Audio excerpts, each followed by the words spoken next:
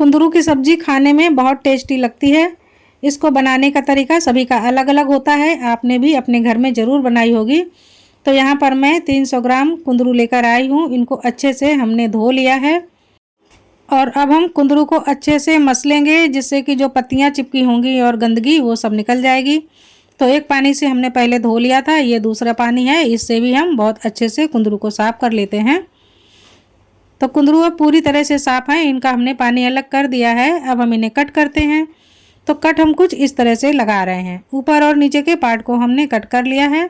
अब ऊपर से हम प्लस के आकार में काटेंगे और साइड पे जुड़ा रहने देंगे, यानी कि नीचे साइड में हम जुड़ा रहने देते हैं और ऊपर साइड में हम प्लस की तरह कट कर लेते हैं। तो इस तरह से हम सारे कुंदरू को काट करके तैयार कर लेते हैं, उसके बाद हम आपको दिखाते हैं। तो ये देखिए सारे कुंदरू हमने कट कर लिए हैं, इनको हम साइड में रखते हैं। अब हम लेते हैं प्याज और लहसुन, इनके हम छिलके उतारेंगे। यहाँ पर हमने छोटे साइज के 5 प्याज ले लिए हैं और 10-12 कलियाँ लहसुन की ले ली हैं। इनको अच्छे से छील लिया है, लहसुन की भी कलियों को छील लिया है। अब हम बहुत अच्छे से धो लेते हैं। प्याज में भी गंदगी होती है तो धुलने से निकल जाएगी और लहसुन में भी चिकनापन होता है, वो निकल जाएगा। तो प्याज लहसुन को हमने बहुत अच्छे से साफ़ कर लिया है। अब हम प्याज के बारीक बारीक टुकड़े करेंगे। तो इस तरह से आप देखिए बिल्कुल बारीक चिप्स की तरह हमने प्याज को कट किया है। बड़े बड़े मैं नहीं कट कर रही हूँ क्योंकि मुझे पीसना नहीं है। और ये जो लहसुन है इनके भी मैं 2-3 टुकड़े कर लेती हूँ। तो इधर प्याज और लहसुन कट करके तैयार हो गया है। तो पैन हम ले लेते हैं, इसमें हम डालेंगे 2 बड़े चम्मच खड़ी धनिया और ये 2 बिल्कुल छोटे चम्मच हैं, ये हमने सौंफ के ले लिए। तो धनिया सौंफ और इतना ही हम जीरा ले रहे हैं। 1 बड़ा चम्मच जीरा है, कुछ दाने काली मिर्च के हैं, जावित्री के कुछ धागे हैं, 1 बड़ी इलायची यानी काली इलायची और ये 2 लौंग। मसाले बहुत कम डालेंगे। 4 छोटे टुकड़े हमने नारियल के ले लिए हैं और ये भुने हुए चने हैं, ये 1 छोटी कटोरी है, यानी कि 2 टेबल स्पून जितने बस। तो अब हम इन सभी चीज़ों को एक साथ ड्राई रोस्ट कर लेते हैं। तो मसाले अगर आप चाहें तो इसमें सूखी वाली लाल मिर्च बढ़ा सकते हैं, लेकिन इतने मसाले पर्याप्त हैं। अभी हमें ऊपर से कुछ और मसाले डालने होंगे। तो जब हम मसालों को ड्राई रोस्ट करते हैं तो इसकी जो भीनी भीनी खुशबू आती है, इससे सब्जियों का स्वाद बहुत ही गजब का आता है, इसलिए हम मसालों को ड्राई रोस्ट करते हैं। तो ये देखिए मसाले थोड़े से ठंडे हो गए हैं, गैस हमने बंद कर दी है। तो अब हम इन्हें पीसेंगे। तो मसाले हमने थोड़े से ठंडे कर लिए हैं, अब मैं इनको पीस रही हूँ। गरम गरम नहीं पीसना है, नहीं तो मसालों का फ्लेवर कम हो जाता है। तुरंत तो लगता है कि बहुत तेज़ है और बाद में लेकिन खुशबू कम हो जाती है। तो ठंडे करके ही पीसें। तो ये देखिए मैंने पीस लिया है और इस तरह से हमने पाउडर बनाकर तैयार कर लिया है। इसको साइड में रखते हैं और अब हम गैस चढ़ाते हैं और वापस इसी पैन को चढ़ा देते हैं। अब हम डालेंगे 2 से 3 टेबल स्पून जितना तेल। यहाँ हमने सरसों के तेल का यूज़ किया है। इसमें हम कुंदरू को डाल करके सैलो फ्राई करेंगे। फ्लेम को स्लो रखना है और लगातार हिलाते हुए इस तरह से हम भूनेंगे। धीमे धीमे आंच में सारे टिंडे हमें एक साथ भून लेने हैं जब तक कि इनका ऊपरी कलर हल्का सा चेंज ना हो जाए। तो ये देखिए ये धीरे धीरे सिकुड़ने लगे हैं और गुलाबीपन कुंदरू में आने लगा है। अब हम थोड़ी देर के लिए ढक देंगे, जिससे कि ये नरम होकर थोड़ी जल्दी से पक जाएंगे।